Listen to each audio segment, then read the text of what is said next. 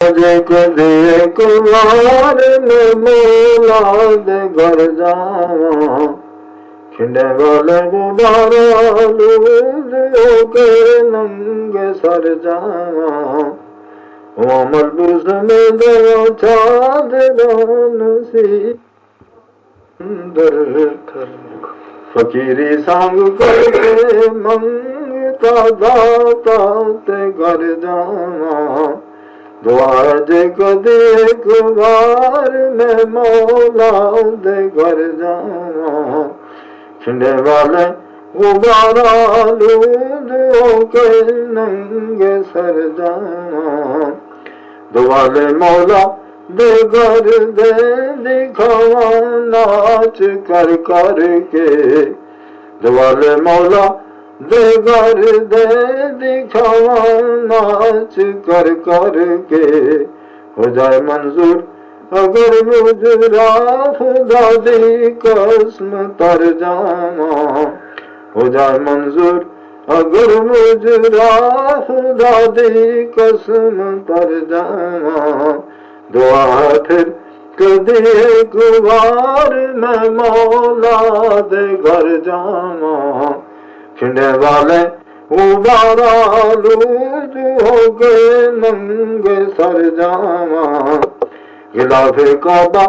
दे ठावड़ा ते चिमड़ा रोवां गिलाफे काबा दे ठावड़ा ते चिमड़ा रोवां लगे दीवार सीना ते पैरों तीक ठर जावां लगे दीवार सीना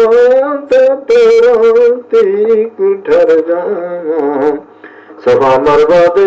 विच दौड़ा मैं माई हाजरा वांगू रवां अरफात विच ऐसा में काले पत्थरां लागे वो सुन्नत बाबे आदम दी दोबारा जिंदा कर जावां जिथे अबरादे लश्कर नू आबाबीलां तबाह कीता मैं उस वादी मुहस्सर थी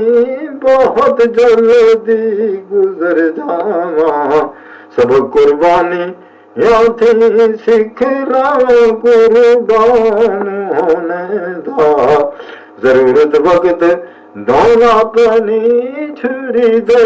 हेठ धर जावां दुआ जे कदे एक बार मैं मौला दे घर जावां खिंडे वाले गुबारा लूद होके नंगे सर जावां वे समसाम दा जब आखिरी फेरा मदीने वल वे समसाम दा जब आखिरी फेरा मदीने नहीं ख्वाहिश वतन दी फिर